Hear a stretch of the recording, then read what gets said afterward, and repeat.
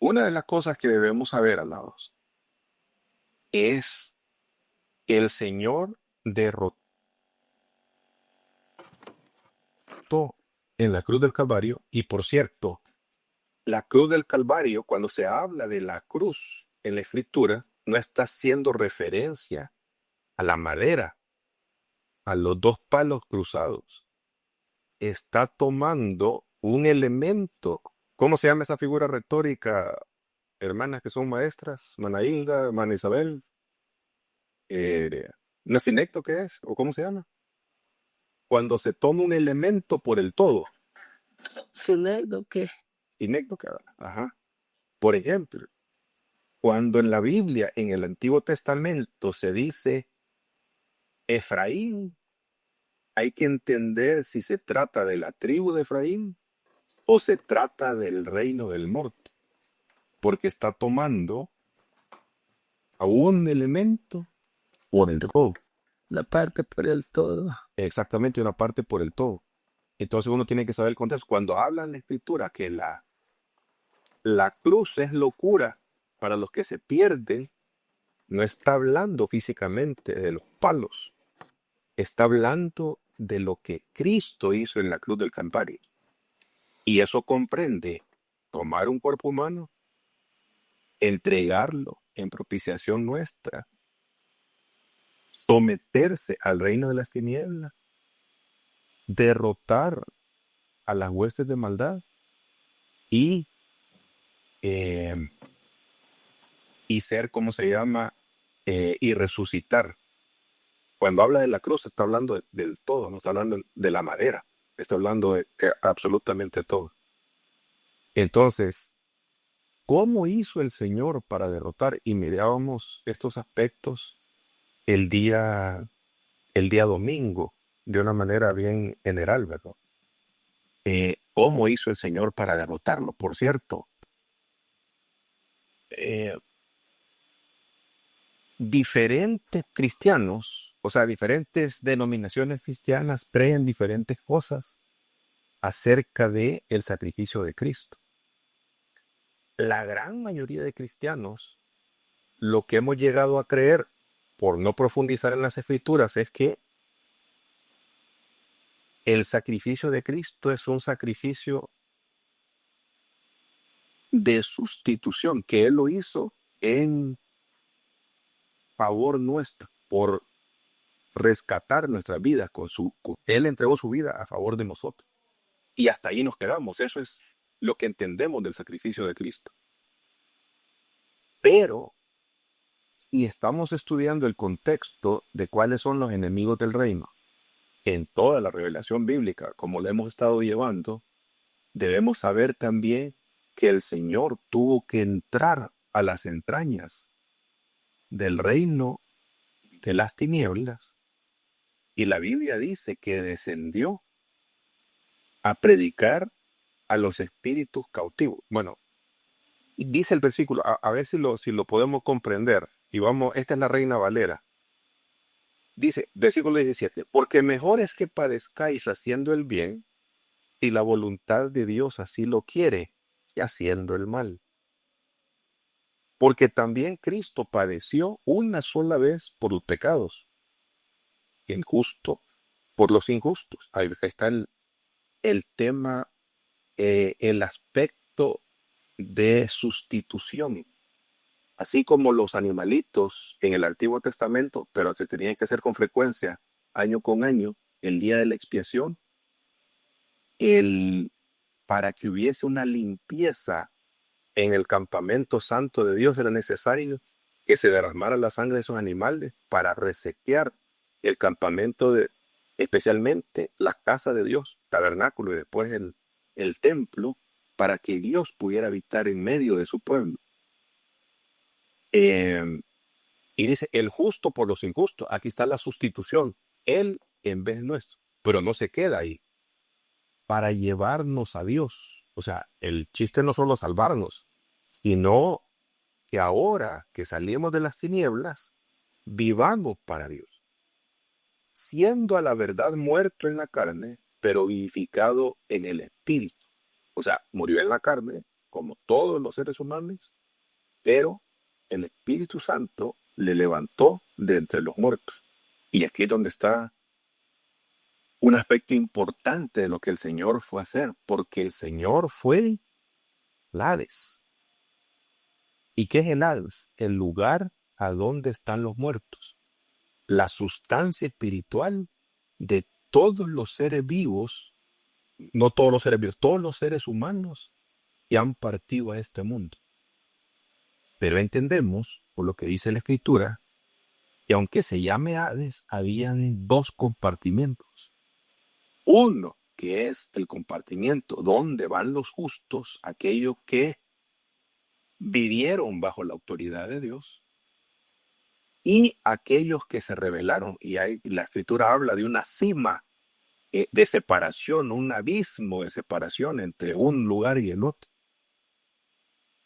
En ese mismo Hades hay espíritus que están encarcelados. ¿Quiénes son esos espíritus encarcelados? Ya lo vamos a entender aquí. ¿Y qué fue hacer el Señor a las profundidades de la tierra? Como no que haya ido al centro de la tierra, sino está hablando de manera metafórica a ese lugar que no es un lugar físico, porque está hablando de cárcel de espíritus, tiene que ser un lugar espiritual. ¿Qué fue a hacer?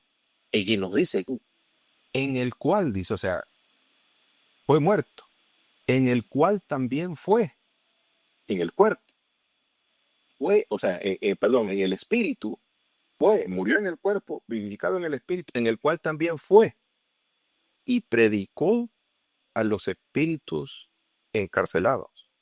Y nos va a decir, ¿en qué tiempo fue eso? Los que en otro tiempo desobedecieron, cuando una vez esperaba la paciencia de Dios en los días de Noé, mientras se preparaba el arca, en la cual pocas personas, es decir, 8, fueron salvadas por el agua. Para entender este pasaje, amados, es importante entender dos cosas. Primero, ¿qué significa? ¿Quiénes son estos espíritus encarcelados? Porque si uno lee la carrera de la Escritura sin comprender todo el contexto de la narrativa bíblica, uno puede llegar a entender que trata de todos los que murieron antes o durante el arca se construía. Entonces, y si Cristo le fue a predicar, quiere decir entonces que le llevó a decir, a dar la última oportunidad de que se arrepintiera. Esperen, pero eso va en contra del resto de la doctrina bíblica. ¿Y cuál es la doctrina bíblica? Está establecido que los hombres muramos una sola vez y después el juicio. En el Antiguo Testamento como en el Nuevo Testamento. Aún Caín, como aún, ¿cómo se llama? A la última persona que ha muerto el día de hoy. Está establecido. Es una ley. Es tan ley como ahí estableció el Señor el sol, la luna, el planeta, le puso límites. Es una ley. Entonces, por ser un establecimiento de Dios, tiene que ver con algo más que no solamente se trata, que no son espíritus humanos. De hecho, Pedro jamás le llama espíritus a los muertos. Cuando habla de esas personas que están del otro lado, siempre le va a hablar a los muertos. Se va a referir a ellos como muertos. Entonces, ¿quiénes son estos espíritus encarcelados? Y se los dejo aquí a mis hermanos. ¿Quiénes creen ustedes que son esos espíritus encarcelados?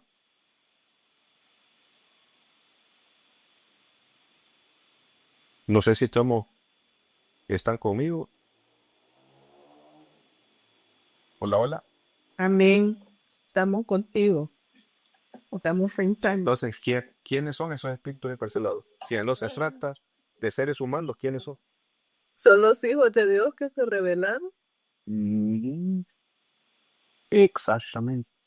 Aquello que dice Judas, que a los ángeles que no guardaron su dignidad, sino que abandonaron sus moradas celestiales, el Señor los tiene en prisiones de oscuridad hasta, y hay un hasta, ¿verdad? La sentencia es hasta el juicio eterno que tienen ellos.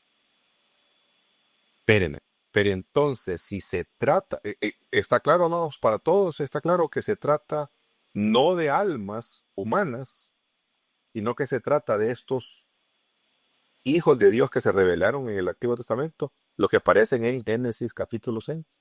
¿Está claro para todos? Pastor, Sí, pastor.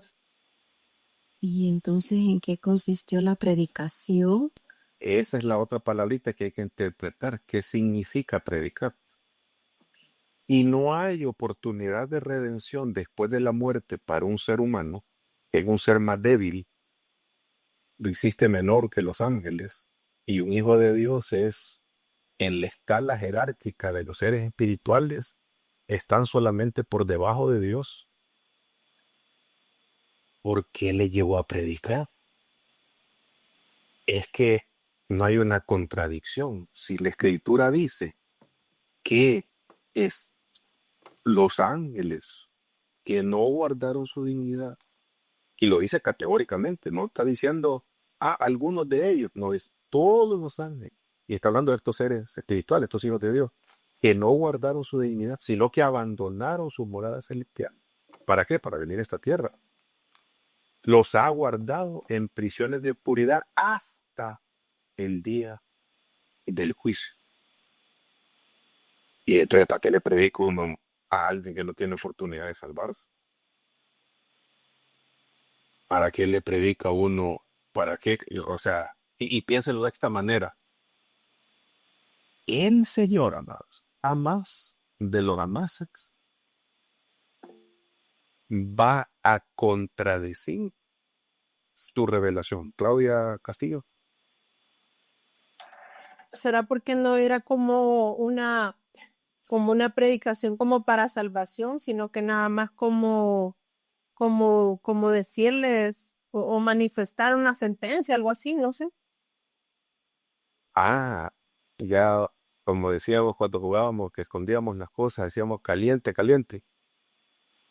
Hay que entender qué significa predicar.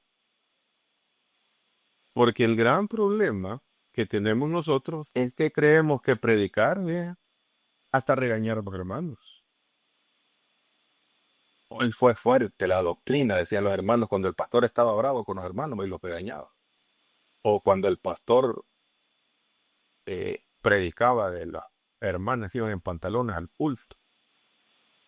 Eh, o había visto a algunos hermanos ahí haciendo cosas malas y en el domingo los amonestaba. ¿Qué significará la palabra predicar? Porque por ahí empezamos. ¿Qué significa la palabra predicar? Vamos al original. Y la ventaja que tenemos ahora con nuestra tecnología, se fijan en el 19, voy a apretar la palabra predicar y una de esas herramientas que tengo, ¿estás viendo lo que estoy haciendo en la pantalla? Sí, pastor. Amén. Una, yo puedo copiar esa palabra, tomar una nota y la tercera opción es estudiar la palabra. Y cuando me voy a estudiar la palabra, resulta que esa palabra en griego, vámonos al griego primero, porque está ¿cómo se llama en griego? Uy, aquí está. Dice anunciar o proclamar. Eso es lo que significa. Se fijan que el griego está ahí arribita. Y entonces, mire, cada vez que se usa esta palabra en el Nuevo Testamento, ahí están todos los versículos a mano izquierda, las citas bíblicas, de dónde se dice, se usa esta palabra de predicar. Veamos nada más esto primero. En aquellos días vino Juan el Bautista predicando en el desierto de Judea. ¿De qué se trataba la predicación de Juan el Bautista? ¿Qué decía Juan el Bautista? Proclamaba que Cristo, la venida de Cristo, no, o sea, como ya el aparecimiento de Cristo. ¿Cuál es el mensaje? ¿Qué decía? Decía, ¿y qué? El reino de los cielos.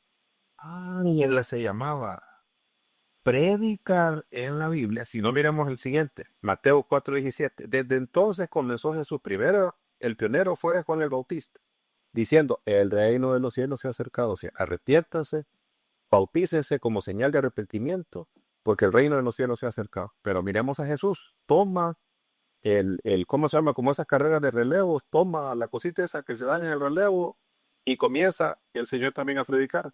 Desde entonces comenzó Jesús a predicar y a decir arrepentidos porque el reino de los cielos se acerca. Predicar significa proclamar, anunciar ¿qué cosa?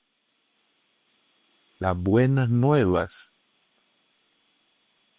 para los que se salvan, para los que tienen oportunidad de, de que el reino de los cielos tiene su lugar en esta tierra. El propósito de Dios con el que comenzó la revelación en Génesis, Dios no ha alterado el mensaje, no ha alterado su propósito, sus planes de habitar como Rey y Señor en medio de su redimido, en medio de su... Predicar, amados, es anunciar el reino de Dios. No es hablar de qué hacer cuando estamos sufriendo de soledad, cuando sufrimos de mal de amores, cuando sufrimos de regaño y de rechazo. No, esos son inventos de nosotros, los seres humanos, los pastores. Predicar es proclamar el reino de Dios. No sé si está claro. Y si ustedes ven todos los pasajes en el Evangelio, Marcos 6:12, y saliendo predicaban que los hombres se arrepintiesen. ¿De qué está hablando? De reino, de reino, de reino, de reino, de reino, de reino. Nosotros, el problema que tenemos es que hemos manoseado la Biblia creyendo que la predicación se trata de cómo prosperar, cómo hacer pisto, cómo Dios atraer las bendiciones del Señor, cómo tener una familia estable. La predicación, por eso les digo yo, la oferta que Dios hace para todos los problemas habidos y por haber en la humanidad, la solución única que el Señor propone es su reino. Habían leprosos. ¿Qué se necesita para la lepra? Que el reino de Dios se establezca en la vida de esas personas, como pasó con Naamán. Naamán, amado, nosotros solo vemos, sí, sin entender el reino, nosotros vemos, es que Naamán se salvó. Espéreme. Se sanó. Espéreme.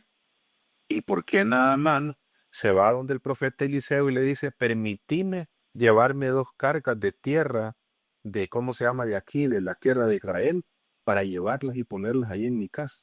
Y si eso no es como se llama un asunto supersticioso. No, Naamán entiende que él está viviendo en una nación donde se adoran a otro Dios.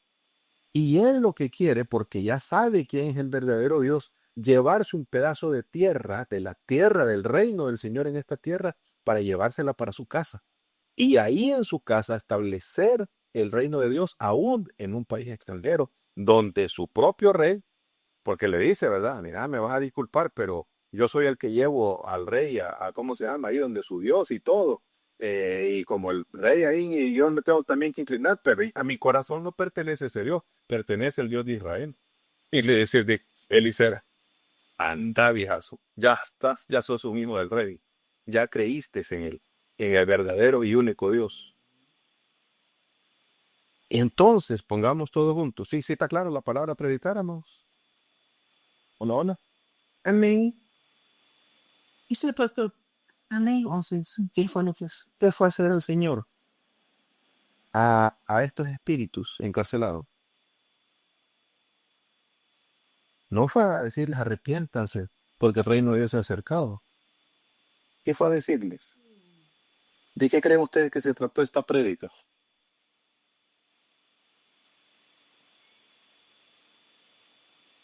Amén, sí.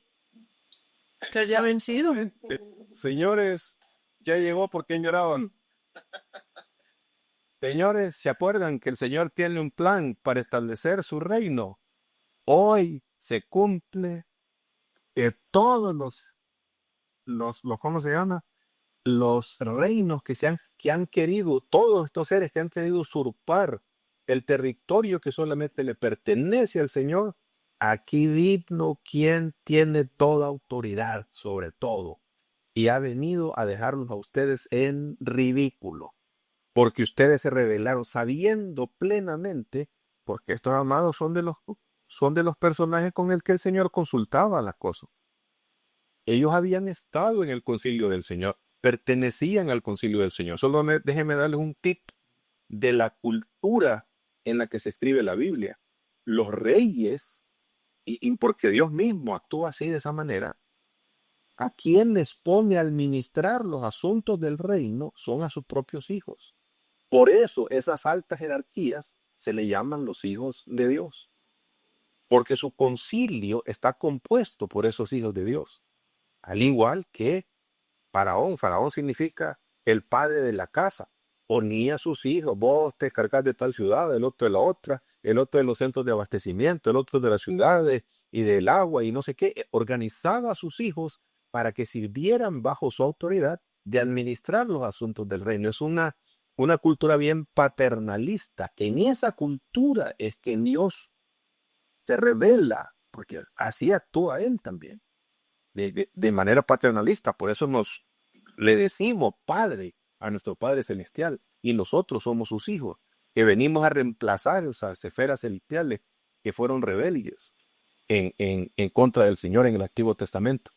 Y el Señor va, amados, a decirles, ¿saben qué? Ustedes han tenido la desfachatez de rebelarse en contra de la voluntad del Padre Celestial y creyeron que no iba a pasar nada con sus vidas, creyeron que toda la vida iban a, ¿cómo se llama?, a persistir con esta autoridad. ¿Saben qué, señores? A partir de ahora, toda autoridad me es dada en los cielos y en la tierra. Así que las llaves de la muerte y del Hades me pertenecen a mí.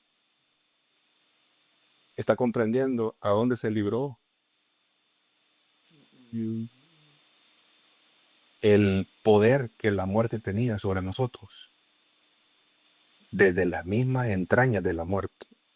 El Señor lo puso de esta manera. ¿Se acuerdan una vez que Él expulsó a un endemoniado, al demonio, perdón, de un endemoniado que estaba mudo y sordo por el demonio y lo expulsó? Vinieron los fariseos que se la llevaban de sabiondo. Vos por Belcebú, por el príncipe de las tinieblas, vos por Belcebú es que estás echando fuera a los demonios. El Señor le dice, ¿qué acaso tonto Satanás? Una casa dividida jamás va a prevalecer. Entonces Satanás no está dividido contra Satanás. Satanás no se expulsa a Satanás. Pero si yo, dice, por el Espíritu de Dios expulso a los demonios, es porque el reino del Señor está en medio de sus narizotas. Para que les quede claro que, ¿cómo se llama? Que el reino de Dios ha venido y está en medio de usted. Y pone el siguiente ejemplo y dice, nadie entra a la casa del hombre fuerte si primero no le ata. Tiene la capacidad de ser mayor que el hombre fuerte para atarle y para saquear sus bienes. ¿Cuáles eran los bienes que estaba saqueando el Señor de las huestes de maldad de las tinieblas en el Hades? Estaba quitándoles toda autoridad de la muerte, del Hades y la muerte a ellos. Pero además, a todos esos siervos de Dios, Abraham, Isaac, Jacob, David, Moisés, estaban en en ese lugar que no era el lugar último al que se aferraban ellos a estar en el seno de Abraham. Porque David lo dice en el Salmo 16, creo que es. Dice, no vas a dejar mi alma para siempre en el Seol. Es el clamor de David, porque eso no es mi lugar final. Yo sé que mi Redentor vive y cuando se levante el polvo yo lo voy a ver con mis propios ojos, dice Job. A eso, amados, se le llama la cautividad cautiva. Y cuando el Señor asciende a los cielos, te lleva consigo la cautividad cautiva y esos espíritus, esas sustancias espirituales, esas almas de todos esos siervos van a la presencia del Señor. Y en el Nuevo Testamento, después del sacrificio de Cristo, vemos a un hebreo que dice, ustedes no se han acercado al monte que humeaba, al monte físico, el monte Sinaí, sino que al verdadero monte de Dios y a la reunión de los espíritus hechos perfectos. No está hablando de los espíritus de los hijos de Dios y de los ángeles, porque ellos ya, ¿cómo se llama? Viven en ese estado de perfección porque nunca se han revelado. Está hablando de los seres humanos que confiaron en Dios y que aunque lo han resucitado, su sustancia espiritual está en la presencia de Dios. Y por eso un apóstol Pablo puede decir con toda categoría, estoy en entredicho, dice Pablo, ¿qué es mejor? ¿Qué elegir? Seguir en vida acá predicándoles y enseñándoles las verdades a ustedes o partir para estar con el Señor, lo cual es muchísimo mejor. Pero no habla Pablo de ir al Seol, no habla de ir al seno a orar, habla de estar presentes para el Señor. Ausentes en el cuerpo, dice, presentes para el Señor, porque ya no pasamos por ese filtro, porque el Señor tomó toda autoridad de la muerte y de las tinieblas para llevarnos directamente hasta su presencia. Yo no sé ustedes, pero si no les emociona eso, amados, no sé qué más les puede emocionar. Amén. Dame razón. Entonces, veamos cómo dice la Escritura que el Señor derrotó a estos. Solo un pasaje nada más. Colosenses 2:13 al 15. Y a vosotros, estando muertos en pecados y en la incircuncisión de vuestra carne, os dio vida juntamente con él, perdonándonos todos los pecados. Ahí está el sacrificio sustitutivo de nuestro Dios por nosotros, anulando el acta de los decretos que había en contra de nosotros, que nos era contraria, quitándola de en medio y clavándola en la cruz, diciendo, esta cuenta está pagada. Este es el versículo donde habla de ese quiebre, de ese yugo, de esa autoridad que estos seres espirituales revoltosos tenían con los seres humanos, y despojando a los principados y a las potestades, los exhibió públicamente, triunfando sobre ellos en la cruz. Y la otra vez, la cruz no es la madera, la cruz es todo el sacrificio de Cristo. ¿Por qué los despojó? Porque a partir de ahí perdieron toda autoridad. Como salud del Señor antes de irse de esta tierra, les dice a estos discípulos, miren, toda autoridad me ha sido dada en los cielos y en la tierra. Por lo tanto, vayan y hagan discípulos de todas las naciones, bautizándolos en el nombre del Padre, del Hijo y del Espíritu Santo, y enseñándoles a guardar todas las cosas que les he enseñado. ¿Comprendemos, amados, la autoridad que el Señor le da a sus hijos, habiendo derrotado las huestes de maldad? Amén. Ahora, una pregunta.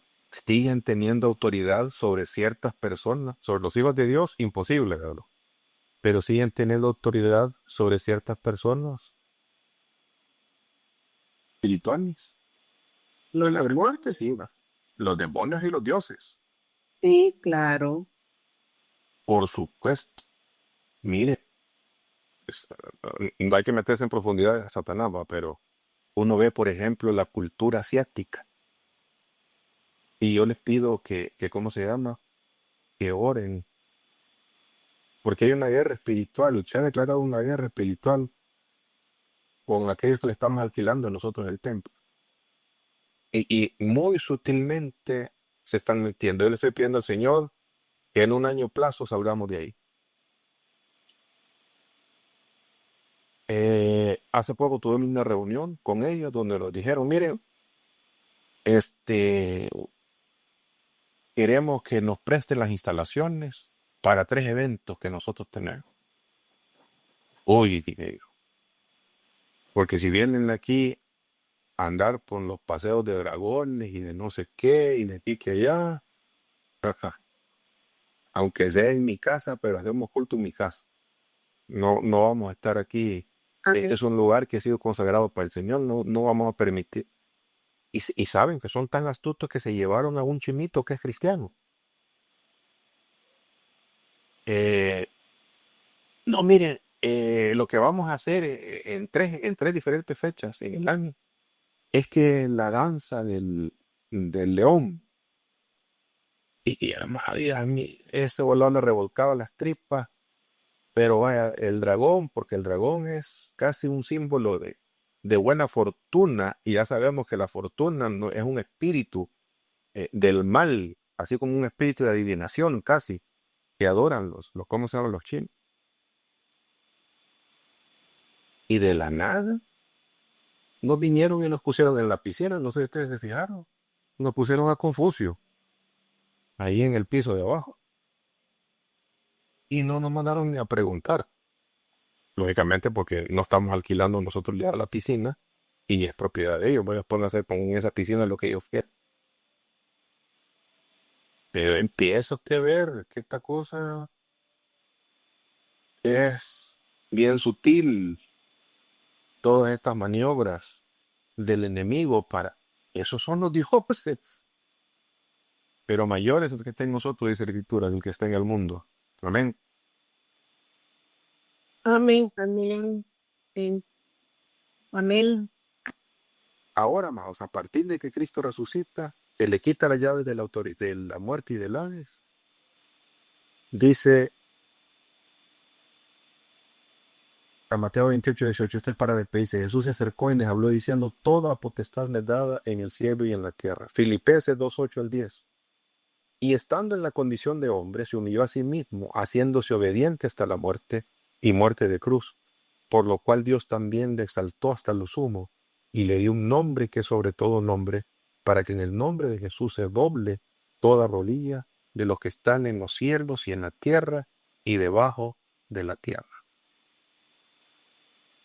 ¿Qué significa esto? Que toda autoridad habida y por haber en este planeta, sea espiritual o sea humana o una combinación de las dos cosas, está siempre bajo la autoridad de nuestro Señor. Apocalipsis 1:5-6. Y de Jesucristo el testigo fiel, el primogénito de los muertos y el soberano de los reyes de la tierra, al que nos amó y nos lavó de nuestros pecados con su sangre, y nos hizo reyes y sacerdotes para Dios su Padre. A Él sea la gloria e imperio por los siglos de los siglos. Ahora entienden por qué el imperio es del Señor, el reino es del Señor. Y a nosotros nos hizo, mire qué privilegio, porque una cosa es que nos rescaten y nos adopten, pero otra cosa es que nos establezcan como reyes y sacerdotes en su reino, como parte integral de su reino. Apocalipsis 1:17-18. Cuando le vi, caí como muerto a sus pies, y él puso su diestra sobre mí, diciéndome, no temas, yo soy el primero y el último, y el que vivo y estuve muerto.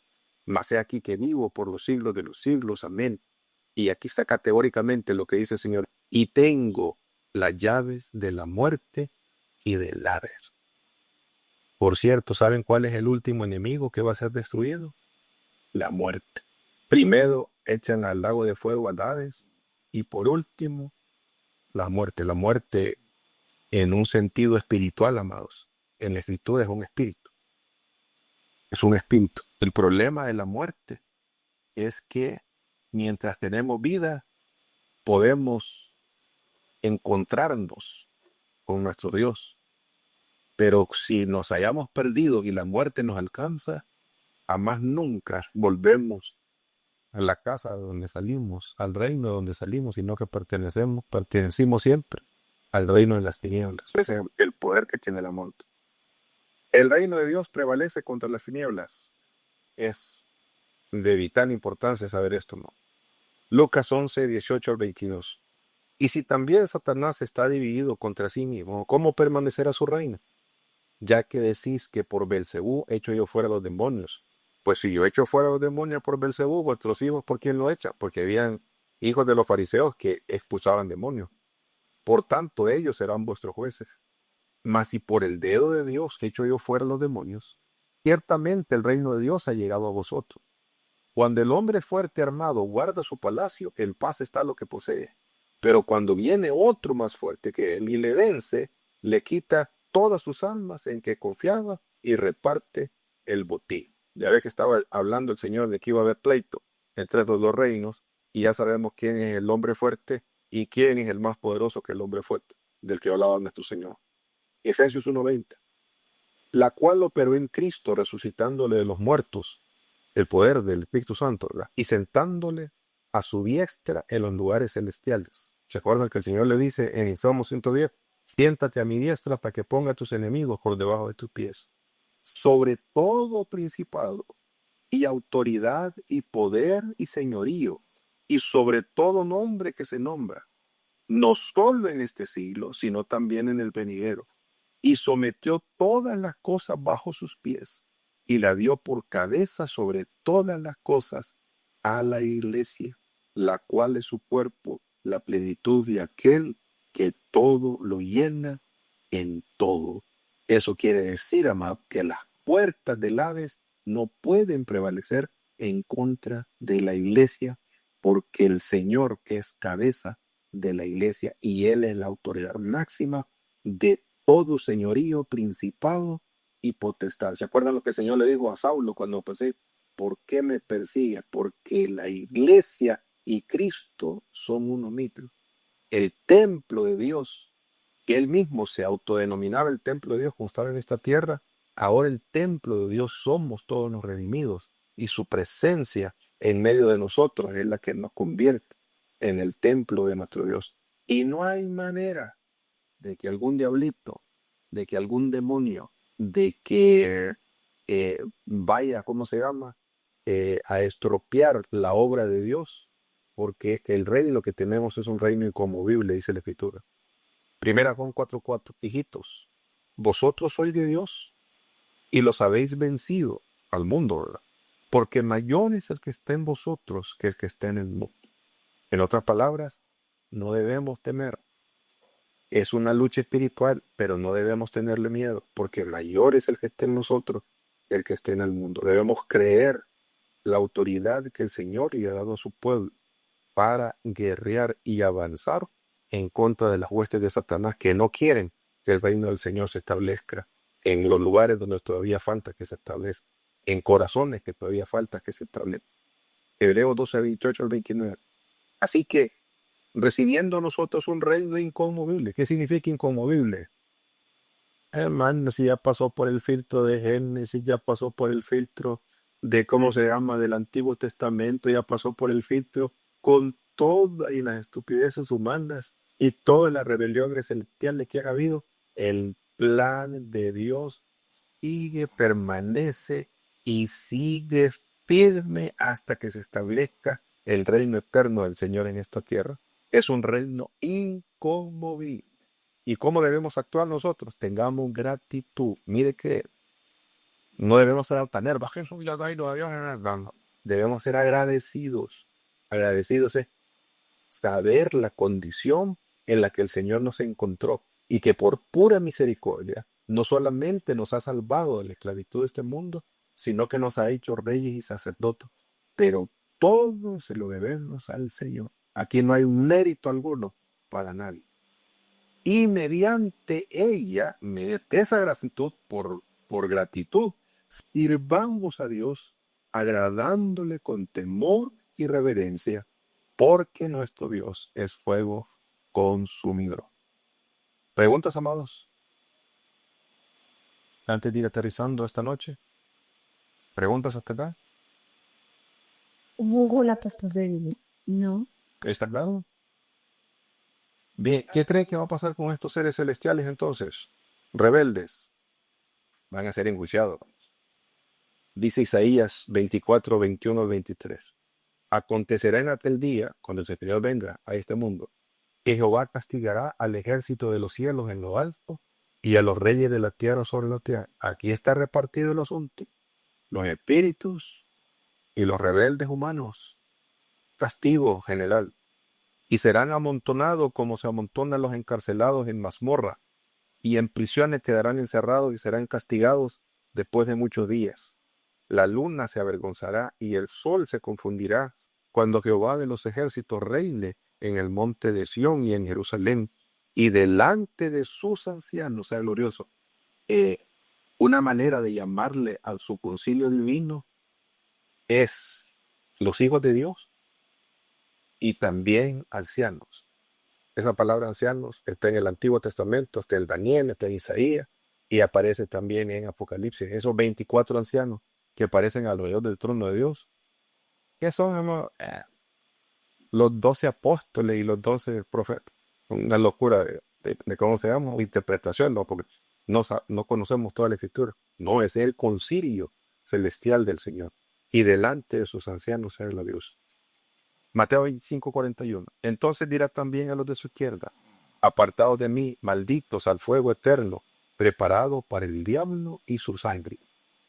Aquí, amados, los seres humanos que vayan a este castigo eterno es por metidos, porque Dios no lo preparó para los seres humanos, lo preparó para Satanás y para los ángeles rebeldes. Pero como no quieren nada con Dios, entonces también se los van a calar por ¿cómo se llama? Por no aceptar la autoridad de Dios sobre sus vidas, por no creer en Cristo Jesús como Rey, como Señor de sus vidas. Y cuando habla el Señor del reino, y los invito a que lean el capítulo 25, cuando habla el Señor del reino celestial, le dice a los de la derecha: venid benditos de mi Padre, a entrada al reino preparado para ustedes desde antes de la fundación del mundo. Ah, mire qué diferencia. No estaba preparado para los ángeles, no estaba preparado para los hijos, estaba preparado para los justos. Pero el castigo eterno sí está designado, preparado para el diablo y para sus ángeles. ¿Por qué el diablo? Porque es el primer gran revoltoso ser espiritual que aparece en las Sagradas Escrituras. Apocalipsis 20:10. Y el diablo que los engañaba fue lanzado al lago del fuego y azufre, donde está la bestia y el falso profeta, y serán atormentados día y noche por los siglos de los siglos. 20:14. Y la muerte y el Hades fueron lanzados al lago de fuego. Esta es la muerte segunda. Aquí, hermanos, termina con la muerte y el Hades, termina el castigo de todos los seres revoltosos, tanto espirituales como humanos, y a partir de que la muerte y el Hades desaparecen, el reino eterno del Señor comienza en su total dimensión como el Señor siempre ha querido. Eso ya es un estado de perfección. Amén. 1 Corintios 15:22. Porque así como en Adán todos mueren, también en Cristo todos serán vivificados, pero cada uno debido a su orden. Cristo las primicias, luego los que son de Cristo de su venida. Luego el fin, cuando entregue el reino al Dios y Padre, cuando haya suprimido todo dominio, toda autoridad y potencia. Porque preciso es que Él reine hasta que haya puesto a todos sus enemigos debajo de sus pies. Ya no tenemos tiempo para preguntas, pero de las que tenemos ahí. El material, amado, que les voy a mandar, ya terminamos el módulo 4 con esto. Va a estar completo para que ustedes lo puedan estudiar eh, y lo puedan, ¿cómo se llama?, apreciar. Pregunta: ¿aprecian más que antes de conocer estas cosas el sacrificio de Cristo? la obra de Cristo en nuestras vidas. Amén. Tremendo, ¿va? Amén. Tremendo. Amén. Así que lo que sabíamos del sacrificio de Cristo es casi nada. Bueno, no, nada, pues, pero ¿cómo se llama? Es mucho más amplio, es mucho más glorioso que el simple hecho de haber tomado un cuerpo humano y venido a darse en propiciación por nosotros. ¿Qué más? Sí, solo pues lo que sabíamos era que Cristo había muerto para salvarnos nada más. Correcto, correcto. Así es. Muy bien, amados, que Amén. Amén. Adiós.